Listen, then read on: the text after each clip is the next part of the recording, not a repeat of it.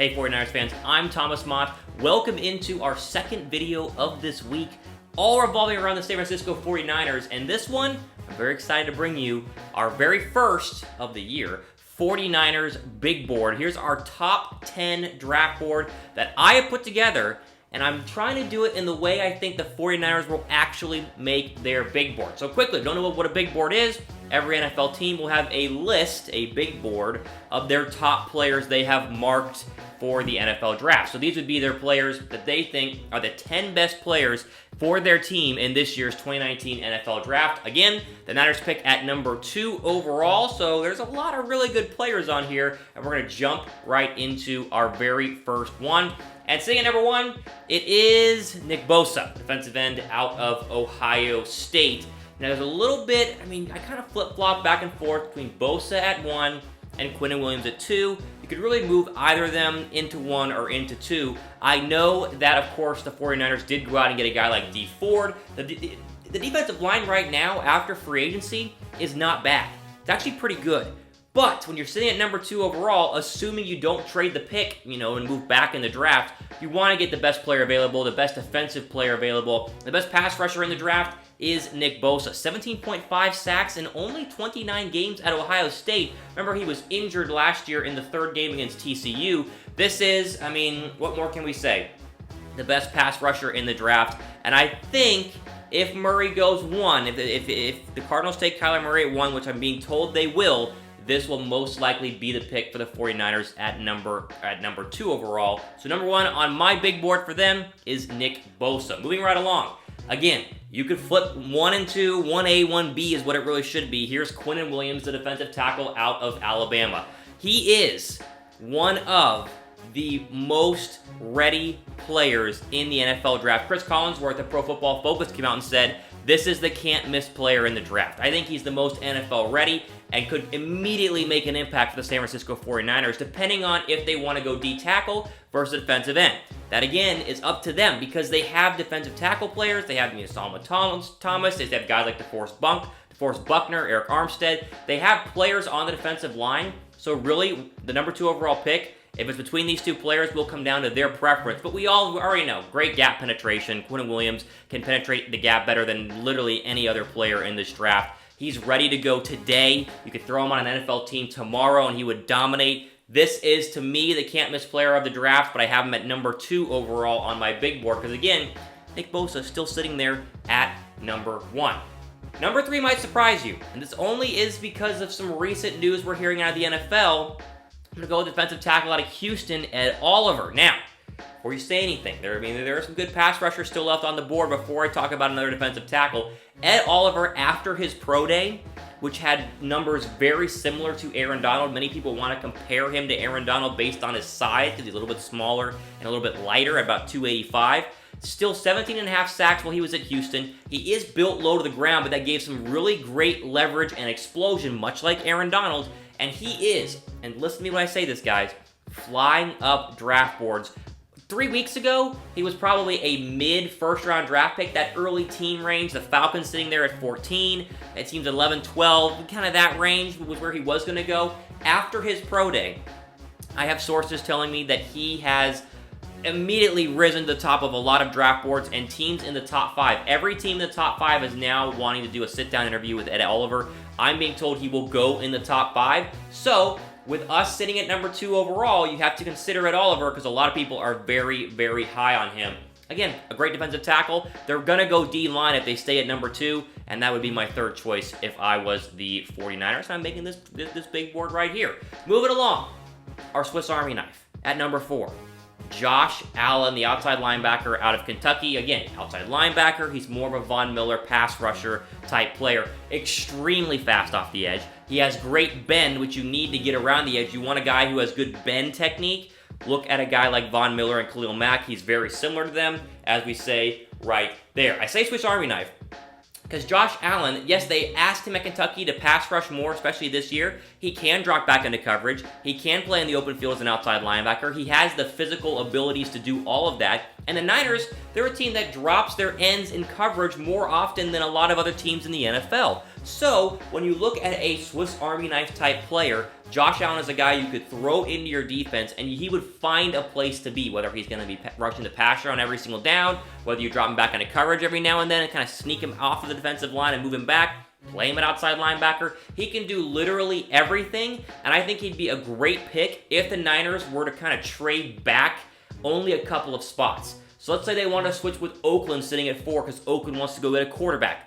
They really like Drew Lock, by the way, which I'm hearing that John Gruden is huge and high on Drew Lock. So if we were to do a small trade and move back like 2 spots to sit at 4, Josh Allen to me would be the perfect pick to take at number 4 overall. That's why I have him at our draft board or on our big board at number 4. All right, quick question. Of these guys, because these would be the 4 guys that I would take if I stayed at number 2. I know I just said Josh Allen at 4 if you were to move back, but no one would complain if you took Josh Allen at 2 as well. So of these 4, who would you guys want us to take at number 2 overall, assuming they're all there, assuming, of course, the Cardinals take Kyler Murray? Let me know in the comments section down below. I'm curious who you guys like. Quinnen Williams, Nick Bosa will be the 2 favorites. I'm curious. Let's see what you guys have to say. Okay. Everything from here on out essentially is guys I would take if the Niners traded further back in the draft. Let's say someone wants to make a move from 11. Someone wants, like the Redskins, want to make a move from 12 to go up and get a quarterback. I think they're at 12. They're close around there. If teams are going to move in to get a quarterback, which we know happens every single year, the Niners are in a prime spot to move back. I've said this many times on the 49ers Rumors Report show. They are willing to move back. And listen, if you move back to 9, 10, 11, 12, a team comes up from there, you're getting a lot back in return. So, the rest of these guys, they would not take at number 2 overall because the 4 I just said are just that much better. There's a big gap there. But these are the guys you would take if you did move back. Starting with Deandre Baker, the cornerback out of Georgia. Listen, this guy is so good as a cornerback and will come right in and probably dominate at the cornerback position. He did not allow, think about this, he didn't allow a touchdown catch last season at Georgia in the SEC. 7 career interceptions at Georgia. He's the best corner in the draft. I know we have Richard Sherman coming back off of the injury, you know, the Achilles, and then, of course, we said in the rumor show that he never played at better than 80% health. Whether you're replacing him, whether you're getting someone to play opposite side of him, if you were to move back to that 9, 10, 11, 12 range, go get DeAndre Baker. I put him at 5 on my 49ers big board. Moving along, linebacker, Devin White, LSU. Listen, I know they have Malcolm Smith. I know they just signed Quan Alexander, but he is coming off of an Achilles tear an ACL injury this past year. So we'll see how he, looks in training camp this year. The linebacking core for the Niners, is it bad? Malcolm Smith's not a bad player. Quan Alexander is a very good player. They gave him a bunch of money to kind of prove that. But Devin White is a phenomenal athlete and a great linebacker and will be a great inside linebacker for many, many years to come. He's literally one of the most athletically gifted players in this draft. A 4.42 40 at the NFL Combine, the best inside linebacker. We've said that. If you're the Niners, and again, because they wouldn't take him at number 2 overall, but if you were to trade back, I'm very, very high on Devin White because it gets to a point where, you already did address the defensive line, so you could make a case where you're like, okay, we did go out and get D Ford in the offseason, so let's bolster the secondary with DeAndre Baker, or bolster the linebacking core and adding Devin White. Both of those players cannot miss guys. I have Devin White at number 6 overall. Number 7, another corner. Quinnen Williams, the cornerback out of LSU, one of Devin White's teammates. Great length, right? DeAndre Baker's a little bit shorter, which is fine as a corner. There aren't a lot of 6-foot corners in the league, but Quinnen Williams is 6'2". So great length. He's excellent in press coverage and is the most physical cornerback in this year's draft. Compare him to Aqib Talib. He's essentially a rookie Aqib Talib and can grow to be as good as Aqib Talib. Of course, the former Denver and New England corner. I like him a lot, but I wouldn't take him over DeAndre Baker. That's why I have him at 7 overall. And again, this would be if you traded back into the teens somewhere. Someone wanted to move up from, late teens, 17, 18, 19. Then you could take a look at Quinnen Williams. I have him at 7 overall on my big board. So, quickly, question. I keep mentioning those last guys, and really the guys I'm about to talk about, are all if we trade back. Do you guys want them to trade back in this year's draft? If you were the 49ers and you could move back and get, some extra picks this year, maybe an extra first next year, would you do it? I want to know what you guys say. Go ahead. Go scroll down below quickly, type in what you think, come back up. We have a couple more players here that you guys, might enjoy if we were to trade back, but I am curious if you guys could trade back, if the 49ers are offered, and they will be. I mean, people are going to call them, so let me know.